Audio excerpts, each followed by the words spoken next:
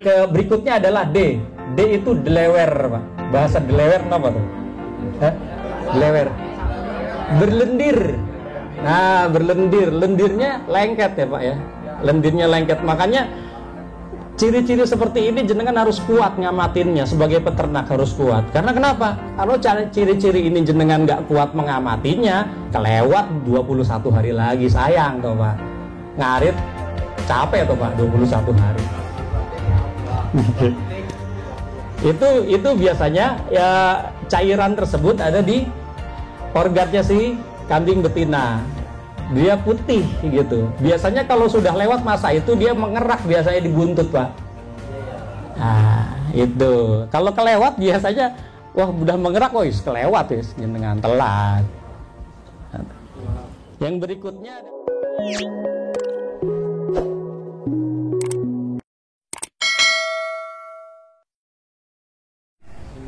sebelum memulai materi, saya perkenalkan, nama saya Samudro Bramantio, biasa teman-teman Boyolali panggil saya Bram.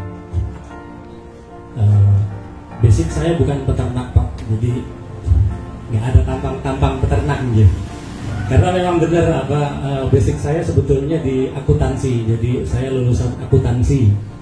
Itu yang jadi MC itu istri saya.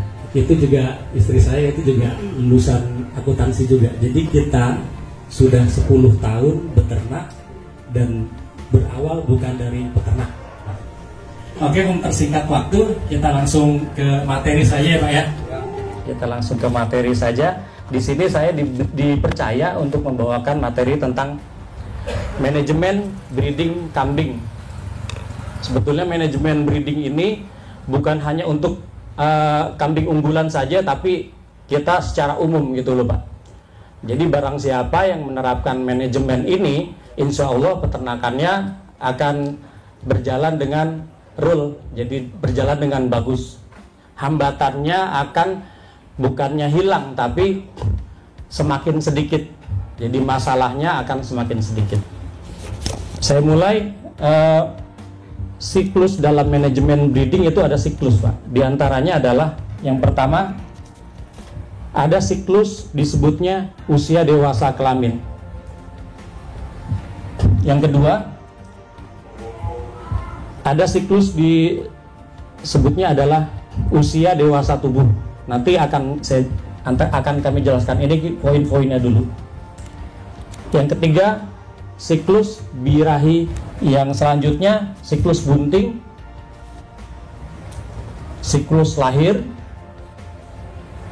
Di situ ada lanjutnya lagi setelah lahir siklus nifas, dan yang selanjutnya adalah siklus laktasi dan menyusui.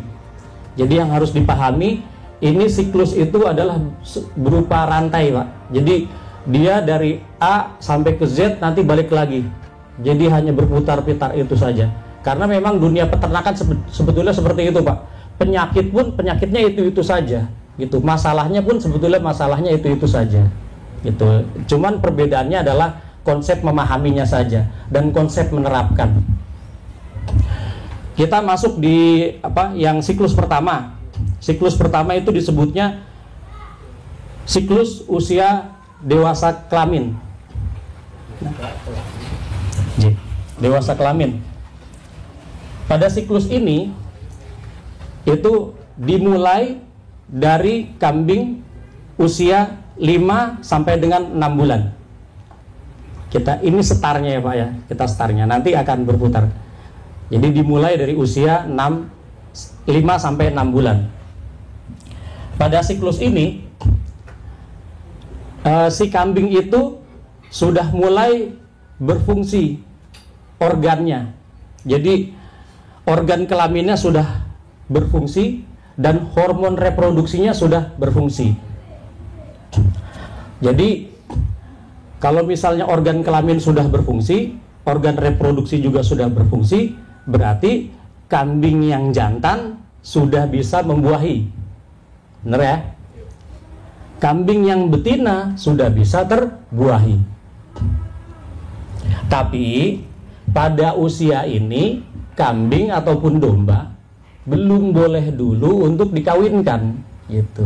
Karena kenapa? Karena belum sempurna dia, sistem reproduksinya belum sempurna. Lantas pada siklus ini apa yang harus dilakukan peternak? Yang dilakukan peternak adalah yang pertama adalah melakukan pemisahan. Jadi si cempe ini yang usia 5 sampai 6 bulan ini harus sudah dipisah dengan induknya. Jadi tidak boleh satu kamar lagi dengan induknya. Kenapa, Pak? Paham? Ada yang paham? Karena nanti akan terjadi perkawinan sedarah. Jadi anak yang jantan ngawinin induknya sendiri, ngawinin ibunya. Ya. Nah, kalau terjadi perkawinan sedarah dan dia bunting, itu nanti tidak bagus anakan-anakannya gitu, Pak. Akan melahirkan generasi yang bukannya upgrade genetik tapi malah downgrade genetik. Jadi genetiknya malah menurun. Gitu. Dan ini sering terjadi di peternak-peternak tradisional. Leres? Yeah. Oke. Yang selanjutnya, sudah paham nggak Pak tentang masalah ini ya? Berarti kita harus memisahkan ini. Memisahkan antara induk dengan anaknya. Yang kedua, kita harus memisahkan antara anak yang jantan dengan anak yang betina, gitu. Supaya nggak ada perkawinan saudara. Kalau tadi kawin dengan ibunya, ini kawin dengan saudaranya, gitu. Karena resikonya ketika dia mengawinkan saudaranya, yang betina itu dia sebetulnya sudah bisa bunting, Pak. Pada usia ini, karena sudah punya organ reproduksinya sudah berfungsi, dia sudah bisa bunting, tapi belum layak bunting, gitu. Seperti halnya manusia ketika masih masa SMP, gitu. Dia sudah bisa bunting, gitu, tapi belum boleh karena resiko, Pak. Resikonya banyak. Jadi resiko paling pertama adalah si induknya nanti resiko ketika lahiran terjadi kematian karena sistem reproduksi belum sempurna, gitu. Kalau misalnya bisa melahirkan, nanti anaknya pertumbuhannya terhambat, kecentet, pertumbuhannya terhambat, sering sakit-sakitan. Salah satu penyebabnya itu adalah itu yang sering dialami oleh peternak-peternak tradisional. Kenapa? Kualitas genetiknya tidak lekas, grafiknya nggak naik, Pak, malah turun. Nah, itu yang harus dipahami. Nah, pada masa ini, masa 5 sampai 6 bulan, ini dia membutuhkan masa-masa, disebutnya masa-masa pertumbuhan. Jadi masa-masa dia membutuhkan nutrisi yang tinggi. Jadi pakan yang bernutrisi tinggi, Pak. Jadi proteinnya tinggi, energinya tinggi, karbohidratnya tinggi, mineralnya juga bagus, gitu, dan mudah terserap. Jadi pada masa-masa ini membutuhkan pakan dengan nutrisi yang tinggi. Nanti ada tim yang lain yang akan menjelaskan tentang pakan-pakan yang di bidang pakan sendiri ya, Pak ya. Nanti pakan yang bernutrisi tinggi seperti apa. Nah, dengan pakan yang nutrisinya tinggi ini, dia akan membuat si cempe yang umur 5 bulan sampai 6 bulan itu pertumbuhannya akan pesat dan bagus. Oke. Yang kedua, yang berikutnya ya, ini adalah usia dewasa tubuh. Usia dewasa tubuh itu usia umur berapa pada kambing? Jadi pada usia dewasa tubuh ini si kambing sudah berumur 12 bulan atau 1 tahun. Tapi ada yang usianya di bawah 12 bulan, biasanya dia sudah mencapai fase ini, gitu. Biasanya dia di 10 bulan sampai dengan 12 bulan. Berarti kan dia di bawah 1 tahun. Dia sudah layak, sudah dewasa tubuh, gitu. Dan yang menjadi patokannya itu adalah patokannya adalah berat badan.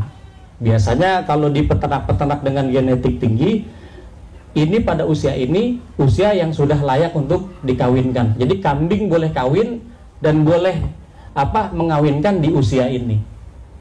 Usia 10 bulan sampai dengan 12 bulan, dengan syarat bahwa si kambing ini berat badannya sudah di atas 30 kilo gitu.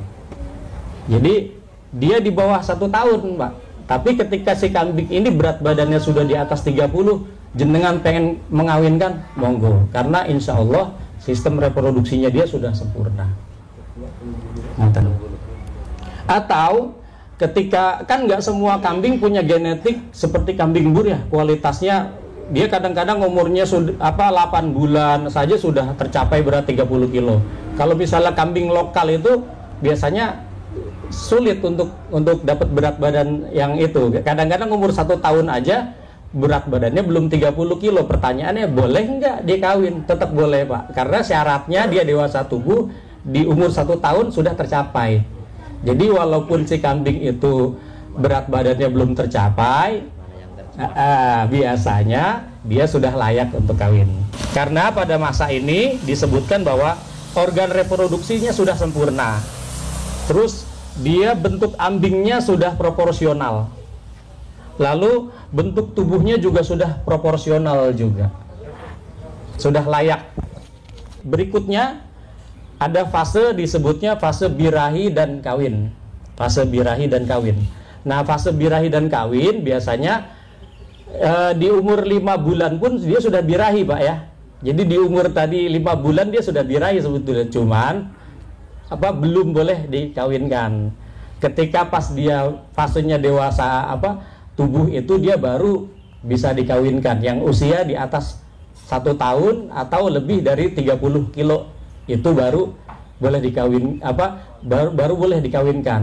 Karena usia 5 bulan pun kambing ada beberapa kambing yang sudah birahi, yang sudah keluar, tapi belum boleh dikawinkan usia 5 sampai dengan 10 bulan. Siklus birahi pada kambing itu terjadi setiap 18 sampai dengan 21 hari sekali. 18 sampai dengan 21 hari. Jadi misalnya hari ini dia birahi. Nah, terus peternaknya nggak tahu dia birahi, dia baru ketemu birahinya lagi di 21 hari kemudian. Kalau misalnya birahi ini peternaknya tidak bisa mendeteksi birahi, dia akan boros pakan sampai dengan 21 hari kemudian. Jadi boros waktu, boros tenaga, boros pakan ya Pak. Nah makanya nanti ada disebutnya kita fase gimana mempelajari ciri-ciri birahi pada kambing. Oke. Makanya ketika si peternak ini mengetahui kambing birahi, mulailah dengan pencatatan. Kalau peternak bilang biasanya kita sistemnya pakai sistem recording. Wah, ketemu kambing saya birahi nih, gitu. Dikawinkan nih, catat Pak, catat. Kenapa? Karena dengan pencatatan ini kita bisa mendeteksi kebuntingan secara alami. Based on-nya adalah data. Dan kita bisa memperkirakan kapan kambing ini akan lahir. Misalnya hari ini kawin, berarti tinggal kita hitung, ya kan? 5 bulan kemudian kita hitung mundur gitu. Wah, berarti kita udah tahu di sini dia di bulan ini dia akan ada kelahiran dari hasil perkawinan ini, gitu. Nah, dengan pencatatan ini juga kita mengetahui kalau kambing ini berhasil atau tidak kawin yang kemarin gitu.